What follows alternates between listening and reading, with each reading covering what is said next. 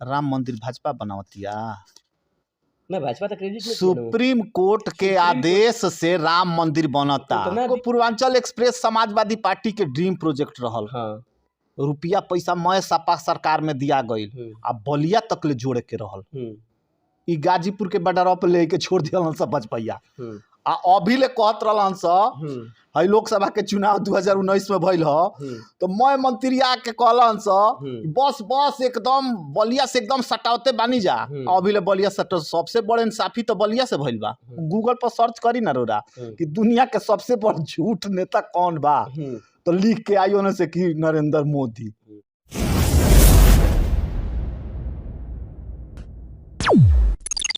नमस्कार, प्रणाम, गोड़ा तनी। हम ही राजा तनी मैच बॉक्स हमेशा कुछ अलग लेके आवेला। लगातार हमनी के रुआ उत्तर प्रदेश चुनाव से कवरेज देगा तनी। या कवरेज के बाद अब हम आज मिलल बानी ओम प्रकाश राजभर जी के पार्टी जौन बिया सौदेव भारतीय समाज पार्टी यानी एसपी जौन पार्टी बिया वहाँ के प्रदेश प्रवक्ता से हम बातचीत करे जाता नहीं। सर बहुत बहुत स्वागत बा। धन्यवाद बा आपके। सीधा सवाल देखिए, हम बहुत सीधा सवाल करे खातिर जानल जानी। हमारे बहुत सीधा सवाल होता है, कौना मुद्दा पर चुनाव लड़तनी उत्तर प्रदेश के? कौन कौन मुद्दा रोरा से बतावल जाओ? अतना मुद्दा बा। सबसे बड़ा मुद्दा तो बेरोजगारी बा। गरीबन के बारे में केहू सोचे वाला नहीं है। अतना महंगाई हो गई बा कि पूरा त्राहिमाम मचल बा। ये सब चीज के आवाज उठाए वाला उत्तर प्रदेश में रोरा देखले हो कब। हमनी के नेता आदरणीय ओम प्रकाश राजभर जी, राष्ट्रीय अध्यक्ष सुहलदेव भारतीय समाज पार्टी, भारतीय जनता पार्टी से 2017 में हमनी के समझौता भइल। वो समझौता में कुछ शर्त रहली स ओकरा तहत समझौता भइल। जैसे 27% आरक्षण के बंटवारा के बात रहल, 300 यूनिट फ्री बिजली के बात रहल, बिना पैसा में शिक्षा देवे के बात रहल, बिना पैसा में गरीबन के दवाई करावे के बात रहल। तो प्रधानमंत्री आयुष्मान कार्ड योजना बना कतना आयुष्मान कार्ड योजना से गरीब लाभान्वित बाड़न ई जाके गांव में रोरा पता कले। उ आयुष्मान कार्ड योजना जौन लॉन्च भइल उ कार्ड धरे के धइल उ बक्सा में वैसे ही पड़ल बा। हॉस्पिटल पर रोरा चल जाई वही नहीं रोवे कि एगो हॉस्पिटल बा 15 साल से लुटाइल बा। पहले बीएसपी लुटले बिया, फिर एसपी लुटले बिया जौना के साथे रोवे पार्टी बा। और ओकरा बाद माने भारत के गंगा पार्टी जौन बा भारतीय जनता पार्टी ओमे कहीं से कुछ क के आवा ढुक के निकल जीव तो शुद्ध हो जीव। वो पटिया के कार्यकाल देखनी है तो देखले होखब हॉस्पिटल में। हॉस्पिटल कोनो रोग रौरा भइल होखे, चाहे गोड़ के दर्द होखे, चाहे पेट के दर्द होखे, चाहे कपार के दर्द होखे, एक ही दवाई हो जा मिली। पैरासेटामॉल ले जाई मैं रोग के दवाई बा।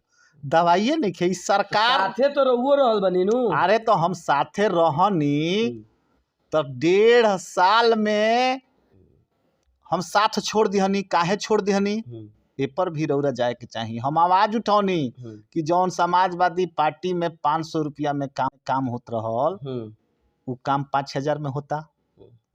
रहुआ है जा आवाज पार्टी के मुखिया जी कहत नहीं पिछला चुनाव में कि जो सपा को वोट करेगा वो हिंदू नहीं है, जो सपा के वोट करी हुई नहीं के वो नहीं के। बड़ा भाषण रहल। कहाँ भाषण ना तो वो बेरा ए बेरा में का जेकरा संगे रहेल आदमी ओकर गुणगान गावेला।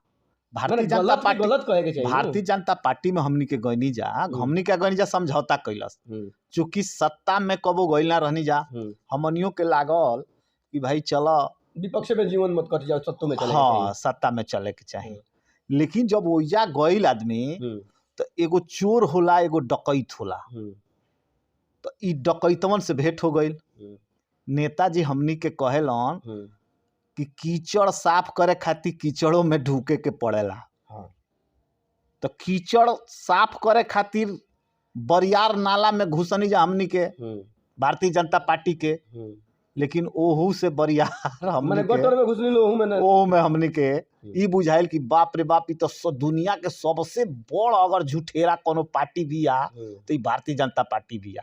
एकर नेता दुनिया के सबसे बड़ झूठा, गूगल पर सर्च करी ना रोरा कि दुनिया के सबसे बड़ झूठ नेता कौन बा तो लिख के आई होने से कि नरेंद्र मोदी, अबे लिख के भेजब कि गूगल पर आ बोल के अभी समझ में आई था कहाँ बंडल टूटल है तो अरे हमनी के 1.5 बरी सरकार में रहनी जा तौने घड़ी तूर देनी जा 1.5 साल में 18 महीना में हमनी के बात ही ना सुनल गईल।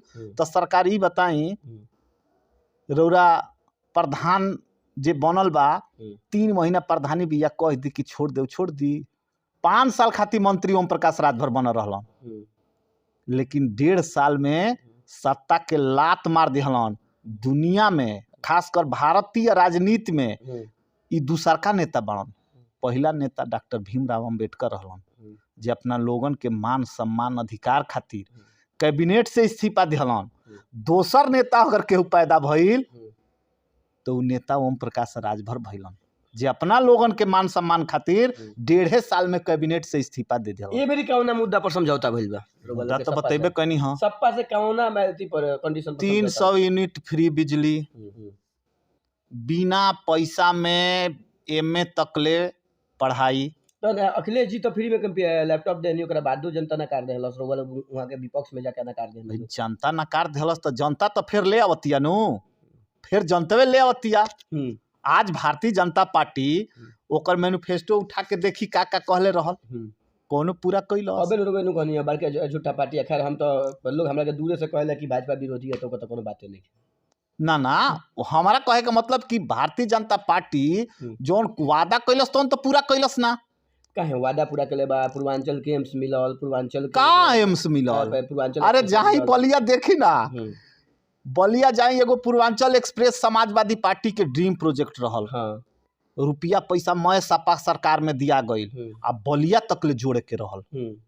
ई गाजीपुर के बॉर्डर पे लेके छोड़ दियल सब बजपैया आ अभी ले कहत रहलन स हई लोकसभा के चुनाव 2019 में भइल ह तो मैं मंत्री आके कहलन स बस एकदम बलिया से एकदम सटावते बानी जा।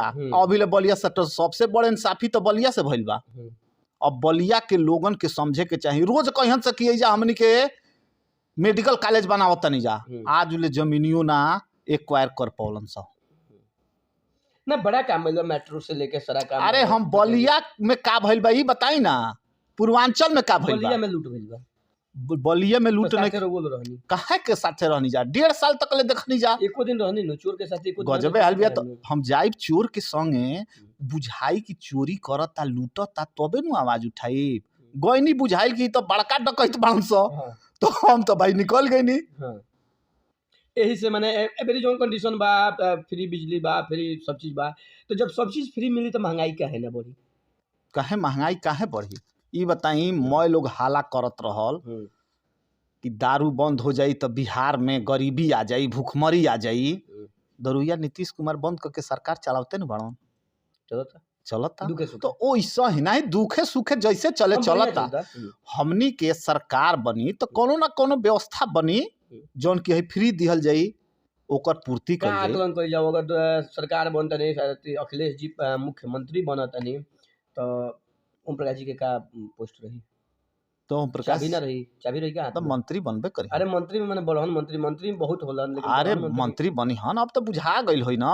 अब तो रोरो सबके बुझा गइल होई कि बारा अखिलेश जी के सबसे प्रिय अगर केहू बा तो ओम प्रकाश राजभर जी बनी। तो रोरो सबके बुझा गइल होई कि बरियारे कोनो मंत्रालय मिली। बुझा था कि मेरी चाबी मिली। चाबी तो पहले ही से बा। चाबी तो अगर हमनी के ना गई रहती जाता भाजपा वाला 14 बरिस वनवास में रहल लो केहू पूछत रहल का 3000 4000 5000 वोट पावस लो। ओम प्रकाश राजभर जब गइलन तो पूर्वांचल से रेललन जब वोट तो जाके मिलल नु। तो ए बेरी 120 गो भाजपा ओ बेरी मिल रहल नु, ए बेरी 135 गो सपा सुभाषपा के मिले जाता। वोट बैंक का हुई? वोट बैंक का हुई मतलब ऐसे कि एबरे जब बात कइल जाता नु तो अगर वो हिंदू बानी भाजपाई है तो हिंदू हैं आ भाजपाई नहीं तो मुस्लिम हैं, ऐसा चीज माने लहर देखे के मिलता। तो में वोट बैंक रहुआ लोग का मानल जाओ? हम का हैं? हम तो राजपूत हैं। ओम प्रकाश राजभर के संगे बनी काहे बनी? गरीबन के संगे बाड़न तब बनी, गरीबन के बारे में सोचत तरन तब बनी। तुलसीदास एगो चौपाई लिखले बड़न कि परहित सरिस धर्म नहीं भाई आ पर पीड़ा सम नहीं अधिकाई। माने कहे का मतलब ई बा कि दोसरा के सेवा से बरियार धर्म कोनो ना होला आ दोसरा के सतावला से बड़ पाप कोनो ना होला। तो दोसरा के मैंने भाजपा सतावतिया भाजपा सतावतिया, भाजपा तो पूरा देश के रुलावतिया, सतावत नहीं खेल भाजपा 500 बरिस के फसल मुद्दा राम मंदिर भाजपा बनल है। राम मंदिर मुद्दा रहल उत्तर प्रदेश के। एकरा बाद बनारस कॉरिडोर बनल है। उनका देखा देखी रोज एकरा साथे बनी वहाँ के मथुरा कॉरिडोर बनावे कहतनी। ई बताई राम मंदिर भाजपा बनावतिया ना, भाजपा तो क्रेडिट सुप्रीम कोर्ट के आदेश से राम मंदिर बनता। राम मंदिर के विरोध के कैल ह मुसलमान विरोध कैल ह ना, मुसलमान विरोध ना, पार्टी कलर केहू ना विरोध कैल ह, केहू विरोध ना कैल ह, लेकिन राम मंदिर ना ना विरोध तो केहू ना कैल ह। सप्पा ही बोली थी कि राम काल्पनिक। नहीं नहीं नहीं केहू ना। संजय निषाद के नाम जानतनी जी, निषाद पार्टी के राष्ट्रीय अध्यक्ष हवन, भाजपा के संगे बनन। अभी 1 महीना पहले कहले रहलन कि राम जी तो दशरथ जी के लइके ना रहलन। भारतीय जनता पार्टी के बेवत बा कि हटा दे अपना गठबंधन से, काहे नहीं के हटा दे। राम जी के मंदिर बन जाओ अच्छा बात बिया, रोजी रोटी कहाँ से आई एकरा बारे में भाजपा सोचत तरन स। ये जब बात कही जाता है रोजी रोटी की बात करते हैं तो नरेंद्र मोदी कौन स्किल कौन चीज, ओकरा बाद योगी जी लगातार कहते हैं कि इतना युवा के रोजगार। अच्छा ई बताई, इतना बहाली कहनी, ई बताई इतना मास्टरी कहनी। उत्तर प्रदेश में जतना वैकेंसी निकलली हस लइका तैयारी करके जातरन सब। एगो तो वैकेंसी ना निकलली हस, 2-4 गो निकलली हस। लड़का दिन रात मेहनत करके जातरन सब जब परीक्षा देवे खातिर। परीक्षा हाल में बैठलन से आधा घंटा पेपर हल कैलन स तले का हतई तो पेपरे आउट हो गइल। एकर जिम्मेदार के बा? एकर जिम्मेदार जौन सरकार भी ओकरे से केहू सवाल करी। 4-5 गो, एगो तो 4-5 गो निकलल वैकेंसी, ओहू के पेपर आउट हो गइल। कोनो पेपर भइबो कैल तो आज लोग का रिजल्ट ना आइल। तो नौजवानन के तो सरकार 5 साल में बेरोजगार कर देले बिया। जेकर जवानी 5 साल बीत गइल फिर लौट के आई। तो क्या मानना चाहिए तब सरकार जवान आज के अखिलेश जी जो वजह पार्टी से जुड़ा था नहीं गठबंधन बा, तो अखिलेश जी पेंशन के गेम खेलनी आज कहनी कि 12 लाख पेंशन कराएं। तो 12 लाख रोजगार भी तो हो सकता है। जना मुद्दा पर बिहार में चुनाव लड़ विपक्षी। आप ठीक से नहीं समझ ले ना, समझाई जनता समझो। हाँ हम ई कहतनी अखिलेश जी कहले बड़न कि जौन हमनी के 500 रुपया समाजवादी पेंशन देतन नहीं जा गरीब महिलन के, वो हमनी के 1500 रुपया देव जा, माने 18,000 रुपया महीना देव जा। और पेंशन जौन बात करता रहन, जौन 2005 में भारतीय जनता पार्टी के सरकार पेंशन बंद कैले रहल सरकारी कर्मचारी के पेंशन, ये बात सरकारी कर्मचारी के। ई बताई पेंशन इतना बड़ा आधार बा, बुढ़ापा के सहारा लाठी है। अगर ओकरा के पेंशन मिलता तो ओकर लइको पूछता, पतोहियो पूछते, नातियो पूछता, नतिनियो पूछतिया। अगर पेंशन नहीं मिलता ओकरा के रिटायरमेंट के बेरा 50 लाख रुपया मिल गईल तो खत्म हो जाता। ओकरा बाद लइका ओकरा के पेंशन मिलता तो मान के चलिए पेंशन तो मिलल तो जॉब हमरा मिलल, पेंशन हमरा मिलल, हमरा आवे वाला जनरेशन के जॉब नहीं मिलता। जैसे कि बेरोजगारी कहता नहीं तो भाई रोजगार भी तो मुद्दा हो सकता, रोजगार भी तो दिहल जा सकता। जैसे बिहार चुनाव में लॉलीपॉप देखा के चुनाव लड़ल गई, पंजाब में लॉलीपॉप देखा के चुनाव लड़ल गई, राजस्थान में लॉलीपॉप देखा के चुनाव लड़ गई। तेहू जब लॉलीपॉप देखा देती लो युवा के कि बहाली करेम जा, वैकेंसी करेम जा, जॉब देम जा। तो ये तो अखिलेश जी नौजवान बाड़न, पढ़ल लिखल आदमी बाड़न, मंदिर के घंटा बजाए वाला थोड़े हवन। उ रहलन और मंदिर के घंटा बजाए वाला तो हवन ना, पढ़ा लिखा नौजवान है। अब उ गइल बाड़न, सपा के सरकार रहल तो एक से एक कुल ले अइलन, वैकेंसी तमाम अइली स, अपन ड्रीम प्रोजेक्ट मेट्रो भी चलवैलन, विकास के भी काम कैलन। अब तो भाई सरकार जेकर बदल गई, जोगी जी अपना से कुछ कैले बाड़न, जौन की शिलान्यास करस ओकर उद्घाटन क देस। एकहू काम रौरा बता दी जौन जोगी जी शिलान्यास क के उद्घाटन कैले होकस, कोनो ऐसा काम नहीं है जोगी जी के। मैं सपा के जाके कट काटत पीता कहता कि हम बनौनी है। तो रोजगार मुद्दा रही, रोजगार बरियार मुद्दा बा। रोजगार, शिक्षा, बिजली फ्री दवाई, फ्री पढ़ाई। मजाक करते नहीं लोग हमरा से ना, मजाक कहे। शिक्षा आज ले कोनो पार्टी रखले भी मुद्दा। अरे काहे ना, शिक्षा रखे तो देश की यही स्थिति रही। एकदम शिक्षा सरकार के शिक्षा मुद्दा बा। हमनी के गइल बनी जाना ओम प्रकाश राजभर जी गइल बान तो कहले बान कि एमए तक ले फ्री शिक्षा दिहल जाई। शिक्षे मुद्दा रखले बनी तो ये बताई कि आज के डेट में चुनाव होता स्कूल बंद बा, के बंद केले बा?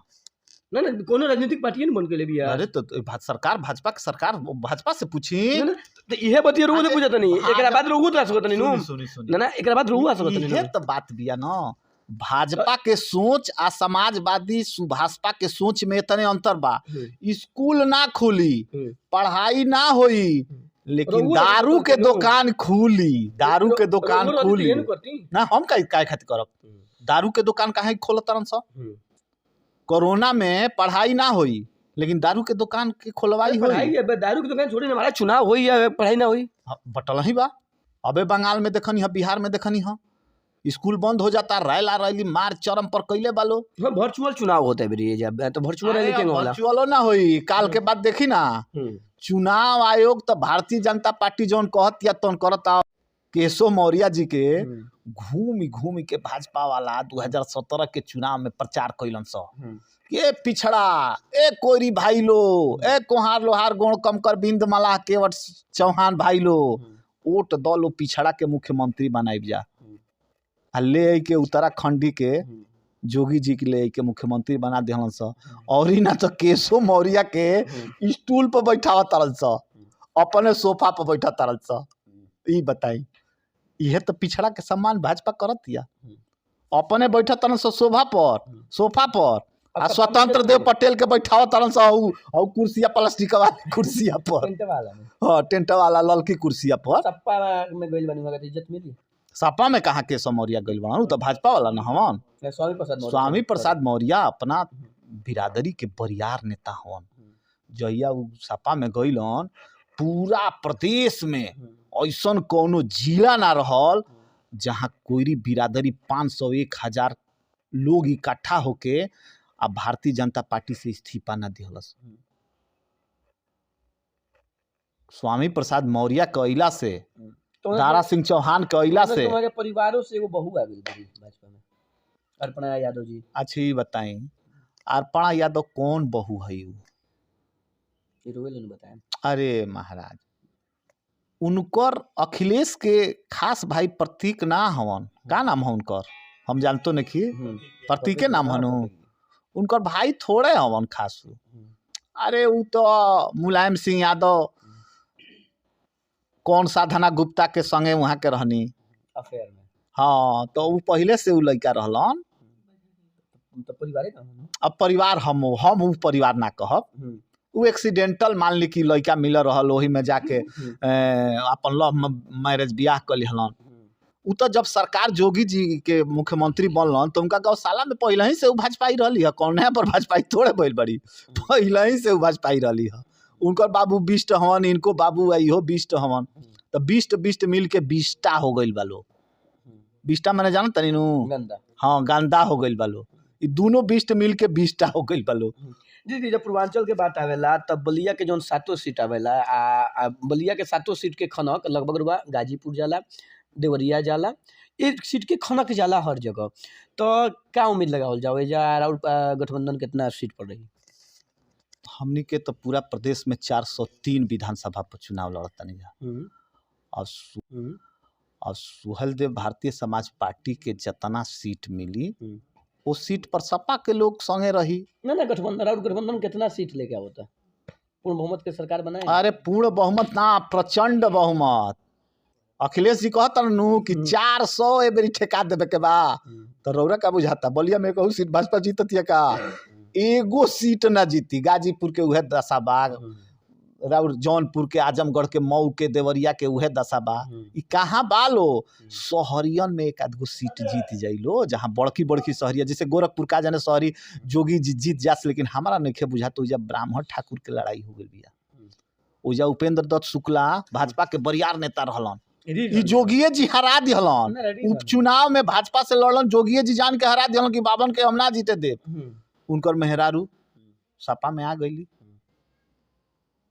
और उजा से देखी का होला, हो सकेला तो जोगी जी अपन सीट मत बदलस। स्थिति हो जाई हो गई बा। ना ऐसा तो नहीं अरे हो सकेला, रउरा देखत रही ना। 37 साल के बाद पहला बार होता है कि यूपी विधानसभा चुनाव में दोनों सीएम कैंडिडेट चुनाव लड़ता लोग, तो एक्सीडेंटल माना जा सकता है एकरा के नु कि ऐसा तो होला ना उत्तर प्रदेश में। नहीं, अखिलेश जी संभवतः पहला बार चुनाव बहुत लड़ता नहीं। पहले के तो जानकारी नहीं खे। 37 साल पर होता है, 37 साल पहले लड़ गए। हाँ तो लोकतंत्र ह, मुख्यमंत्री एमे विधान परिषद सदस्यों लो बनेला लो, विधानसभा सदस्यों लो बनेला लो, ए पर बहुत चर्चा कैला काम नहीं के, जेकर मन करी चुनाव जनता के बीच जाके लड़ी, केहू जनता के बीच प्रचार के तो रूप में पहले रहेला। जोगी जी नहीं है, फिर अखिलेश जी आवत नहीं कैंडिडेट के रूप में। अभी जोगी के तो टिकट क्लियर हो गया जोगी जी के, लेकिन अखिलेश जी तो पूरा प्रदेश में कहीं से लड़के जीत सकेलन, उनकर कौन बात बिया। वो तो बरियार कुल नेता हलो, ओहू में जानता है बेरी मूड बना देले बिया कि अखिलेश जी के मुख्यमंत्री बनावे के बा। तो अखिलेश जी के तो आके गोरखपुर लड़ जाए चाहत रहा। नहीं काहे गोरखपुर, तो यह कहे नहीं चल जात करहल लड़ जात, जहाँ से उनकर प्रस्तावित बा। अच्छा, अगर बड़का विकास के या हिंदू के बड़का ई नेता भइल बड़न टकलू महाराज, तो चल जा अखिलेश जी के सीटवा पर लड़ जा सोजा करहल में। ई कौन बात तो भइल ना, सब अपना हिसाब से चुनाव लड़ेला ना। बात के बात नहीं, अरविंद केजरीवाल जी आके बनारस लड़ रहनी। अरे तो अरविंद केजरीवाल जी लड़ रहनी, तो जोगी जी जाके लड़ जा करहल विधानसभा पर ना। तो पहले से अनाताओ से जब बासे डी जोगी जी के नापी देव जा हमनी के कितना उनकर लगे हिंदुत्व के बड़का नेता हवन। आवस बांस दिहवा कितना असर राहुल पार्टी रहले, खासतौर पर पूर्वांचल में। पूर्वांचल के हर सीट पर हमनी के कितना असर रहला?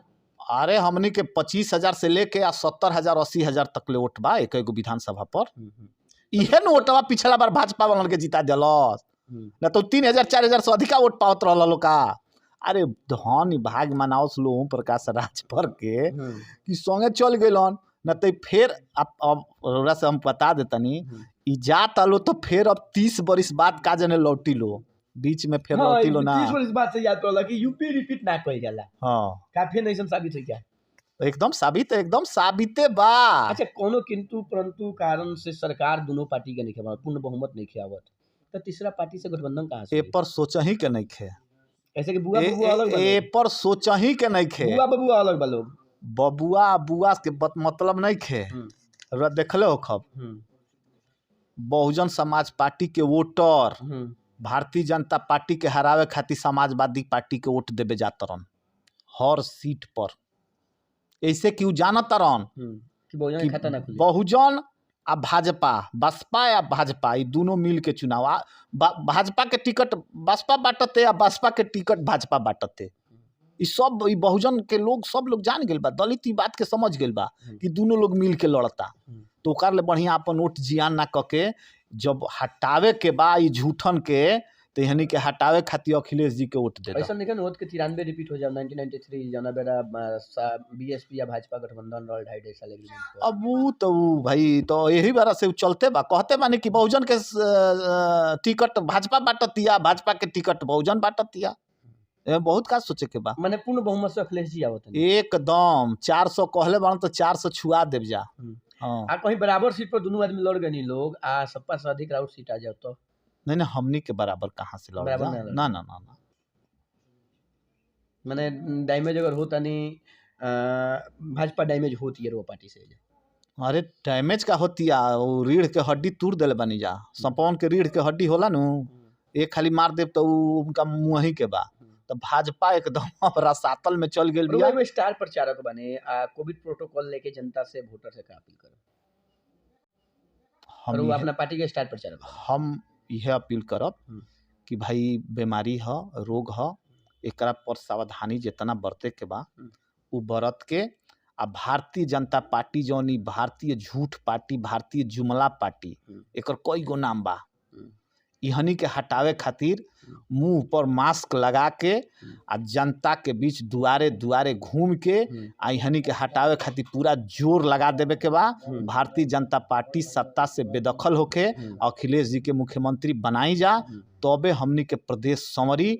न तो फिर ई झूठन के अगर हाथ में चल गई तो इस संविधान खत्म कर दिहन से अपना हिसाब से संविधान बनैहन। लोग कहेला कि अखिलेश जी अपना घर के लोग के ना होनी, कहें चाचा शिवपाल के साथ संबंध। अरे चाचा शिव राजनीति में कब केकर, अब घर के लोग के कहे ना। अडवाणी जी के लड़की कहाँ बड़ी, अटल जी के लड़की कहाँ बड़ी, केहू पूछता अडवाणी जी कहाँ बड़न? अडवाणी जी के केहू पूछे वाला बा भाजपा? ये अमित शाह उनकर माइके छीन लेता रहन। मोदी जी कहता कि चलो पीछे बैठ, तो ऊपर तक केहू सवाल नहीं खे उठावत। लेकिन वो तो अब राजनीति के संबंध है, लेकिन घर के बात करें तो बाप चाचा भतीजा दूगो ना होला, बाप बेटा के संबंध होला। तो अबे तो चाचा आशीर्वाद दिए दिले बड़ा, अब कौन बात बिया, कबो कबो होला, सब एक ही बा, तनी मनी टन मन होकबे करेला आपस में। मैंने बर्तन नहीं तो बाजी। हाँ हाँ, एक लगे रहला पर बर्तन बजबे करी। फिर लोग जब बेरा आवेला तो एकदम कमान कस के लोग खड़ा हो जाला। देख लो को गांव में कितनो दुश्मनी रहेला अपने गांव में, आ दूसरा गांव से झगड़ा होला तो सब एक हो जाला गांव के नाम पर। तो वैसे ही सपा के एक बा। और यहाँ अस्पताल की समस्या 15 साल से चालू नहीं करता, का उम्मीद लगाओ जब सरकार तो चालू हो जाई? अस्पताल मैं चालू हुई हन सब, अस्पताल चालू ना हुई हन सब, डॉक्टर लोग के में बैठाइब जा, रातियों ड्यूटी कराइब जा। हमनी के गरीब जनता के एक एगो मुद्दा पर खड़ा उतरब जा। हमनी के कागजी वाला काम ना करे नहीं जा, हमनी के हकीकत में जौन जनता के हित वाला फैसला हुई वही पर हमनी के गठबंधन का तो लंबा ना चलेला। नहीं, कहाँ गठबंधन पिछला रहल तो मुद्दा के साथ गत झूठेरन के संगे चल गए रहनी जा। हमनी के झूठान के संगे चल गए रहनी जा। कहलम से कुछ और अच्छा दिन आएंगे। मोदी जी भाषण देना कि नीमन दिन ले आवतनी, नीमन दिन तो आ गई। 50 रुपया के डीजल पहुंच गई 100 रुपया, 60 रुपया के पेट्रोल पहुंच गई 110 रुपया में, नमक फ्री में, चावल फ्री। अरे नूनवा जाके नमकवा जाके देखब गरीब आदमी से मोए गाय गरु के खियावता, गलते नहीं खे। उ जाके कितना लोग के पेट के थी। माने यूपी में भाजपा के नमक ना गली, ना गली। उ तो अपना के खुदे साबित कर दिया कि हमनी के नमक गलत नहीं खे, नून नहीं खे गलत। तो नून नहीं खे गलत तो फिर अब जलता तो हम लोग के कैसे पचाई भाई। चलिए, छोटा प्लेटफॉर्म में पहला मुलाकात है, आगे मुलाकात होती रही। मैच बॉक्स के टीम से मिलके कैसा लागल? बहुत बढ़िया लागल है। आप सबके शुभकामना बा कि भाई आप लोग के चैनल ऐसे ही देहात में जाके जौन जमीनी हकीकत बिया ओकरा के पढ़त तनी सभे। बहुत बहुत शुभकामना बा, धन्यवाद, बहुत बहुत धन्यवाद। तो बतकुचन सुननी है, वीडियो देखत रहनी है, प्रवक्ता साहब से बातचीत होतला। बतकुचन तनी लंबा बा, लेकिन हमू सीखत सोचत तनी कि धीरे धीरे बात हो, लंबा बात हो, अब मजा आओ। ऐसे कि मैच बॉक्स के वीडियो लगातार देखत तनी। मैच बॉक्स उत्तर प्रदेश विधानसभा चुनाव कवरेज करता। अब की बार के कर सरकार कार्यक्रम लेके हम हाजिर रहतनी। तो बना रही मैच बॉक्स के साथ है। अगर अभी तक मैच बॉक्स के सब्सक्राइब नहीं कैले तो कल ही लेट होता। ऐसे कि अब टिकट मिल गई बा, दावेदारी शुरू हो गई बा, लोग दौड़ता नाचता, कुछ लोग लखनऊ रहता। धीरे धीरे टिकट लेके से चली, इतने सरगर्मी कड़ाका के ठंडी में गर्मी बढ़त चल जाए। बहरहाल रुआ देखते हैं मैच बॉक्स के साथ है बारन अनूप सिंह कैमरामैन अनूप के साथ राजा सिंह, मैच बॉक्स मनियर।